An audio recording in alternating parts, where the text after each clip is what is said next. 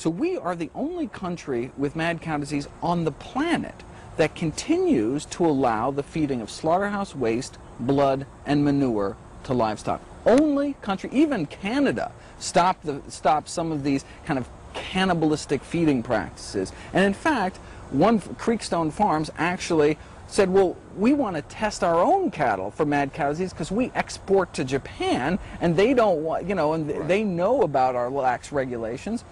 And the USDA stopped them from testing at their own expense their own cattle. So for example, in Japan they test 100% of all their cattle for mad cow disease, right? Here we test less than 1%. In Europe, test about 25%. All cattle over a certain age. Here, literally less than 1% of cattle get tested. Well, like most people in the United States, I like chicken, especially fried chicken. But unfortunately, the United States doesn't have a very good record when it comes to the safety, healthiness of our food. Scandinavian countries have virtually eliminated salmonella as a disease in chicken. Consumer Reports study in the United States resulted in a showing of 83% of commercial chicken they tested being contaminated by salmonella or campylobacter or both. Makes it kind of hard to figure out how you ought to approach dealing with your chicken in the kitchen to make sure that there's not any contamination. Of course, representatives of the industry said at a hearing in Arkansas that even if it's contaminated by disease, by cooking it at a high enough temperature, you can kill the bacteria. But they don't tell you to treat everything before and after that like it was medical waste. One wonders sometimes whether maybe the best way to handle this is just simply to take it and forget about it. Maybe I'd be better off with my spinach salad over here. Or then again, maybe not. One of the things that we've learned is that even vegetables and spinach can be contaminated by waste running off from factory farms.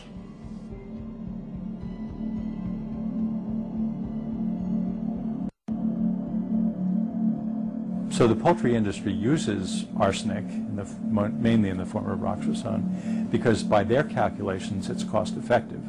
The cost of the arsenic and handling it in the feed and everything else is offset by the gains of growth promotion and quicker time to market for the birds. The chickens or the broilers are fed that compound for a couple of reasons. One, that it's described as a general growth promoter. That is, I think in eating it, I've read that the chickens' throats are slightly irritated and they want to eat more. But there may be some veterinary reasons. That is, that it reduces the level of certain parasites, certain protozoan parasites in the chicken's guts. And if you aren't spending your chicken energy fighting the parasites, you're putting on chicken poundage. So it makes the chickens add poundage faster. Arsenic doesn't go anywhere. When it appears in the chicken litter, the poop, it then is spread with the rest of the chicken litter on farmland, and it gets into the groundwater. And we have active research going on now to measure the increasing arsenic rates in the shallow aquifers of the eastern shore. And we know that arsenic, even in very low levels, can be a human carcinogen. Huge problems in Bangladesh, where natural occurring arsenic contaminates most of their drinking water supplies, and they have no solution for that. Now we're in the midst of creating a similar problem by using a carcinogen for growth enhancement in poultry. On the surface, Prairie Grove, Arkansas looks a lot like a lot of other small towns in America, but it may someday be remembered as one place where the health risk caused by factory farms devastated the lives of ordinary citizens. Chicken waste was routinely spread on land next to the community and directly across the street from its school. Tests of household dust in homes in the town revealed arsenic levels far above those normally considered safe. A number of families have sued poultry companies to hold them liable for the illnesses suffered by their children.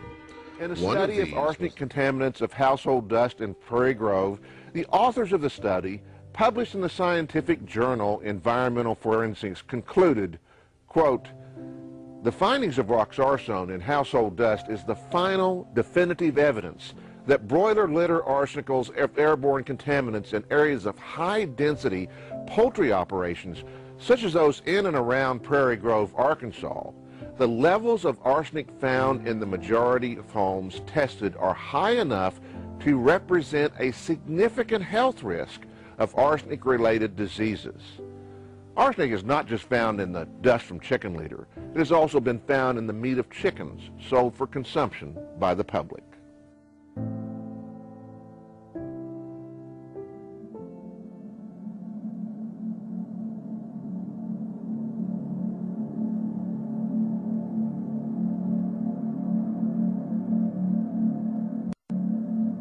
Well, you know, I think that the issue that probably strikes the greatest fear in my mind is some sort of pandemic or epidemic of disease that works its way through animals, whether it's through birds or other kinds of animals, and then spreads to human beings.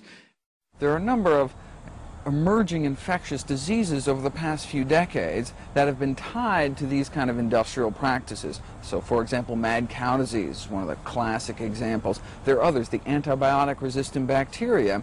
But of all the various public health threats, the one that has the potential to be most devastating is the so-called bird flu, avian influenza, and the possibility it could trigger a worldwide outbreak of disease.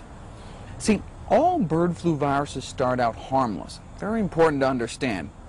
For these bird flu viruses have existed for millions of years as a harmless, waterborne intestinal infection of aquatic birds like ducks. The virus silently excretes into the water from the bird's intestines and is gobbled up by the next duck that swims in the pond, and the cycle continues as it has for millions of years and no one gets hurt. But if you take an infected duck to one of these live bird markets, for example, and stack them in cages high enough to splatter virus-infected droppings on a land-based or terrestrial bird like chickens, then, like a fish out of water, the virus has a problem. No longer has the luxury of easy waterborne spread in the pond, and so the virus must mutate or die. Unfortunately for us, mutation is what influenza viruses do best. So when it finds itself in this land-based host, then it has to mutate to, in the open air, for example, must resist dehydration and may travel to other organs to find a new way to travel. Intestinal spread in the water isn't going to work anymore for this virus, so it finds the lungs.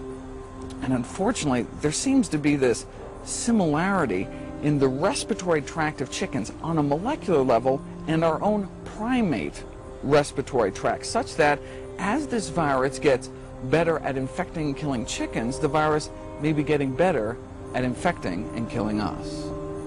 When this infected chicken, is taken from the live bird market and goes back into one of these intensive confinement operations, over the last few decades, we've kind of effectively Tysonized Southeast Asia and much of the developing world, such that since about the mid-'80s, we've gotten we're cramming tens of thousands of animals into these filthy football field-sized sheds to lie beak to beak in their own manure. Just a breeding ground for these kind of diseases. So before, that one chicken would go back to a backyard flock and this virus would not have many hosts to mutate within and spread within. But if you take that unsold chicken at the end of the day back into one of these so-called factory farms, then the virus has billions and billions of opportunities to mutate within each chicken, spread when the next beak is just inches away. There may be no limit to how ferocious this virus can get, and indeed the emergence of this H5N1 strain of bird flu has unprecedented human lethality. You know, up to 60 million Americans get the flu every year. What if it all of a sudden turned deadly? This H5N1 currently has a 59% human mortality rate, meaning you don't even get a coin toss as to whether or not you survive with this flu. Now, the flu is not good at spreading from person to person, and not even good at spreading from bird to person. Been around since 1997, only about 150 people have died. But what scientists are concerned about is that this virus keeps mutating and mutates into a form that's easily transmissible from person to person through a breath, a cough, a handshake, and then that would trigger the next pandemic of influenza, which could lead to millions of human deaths worldwide.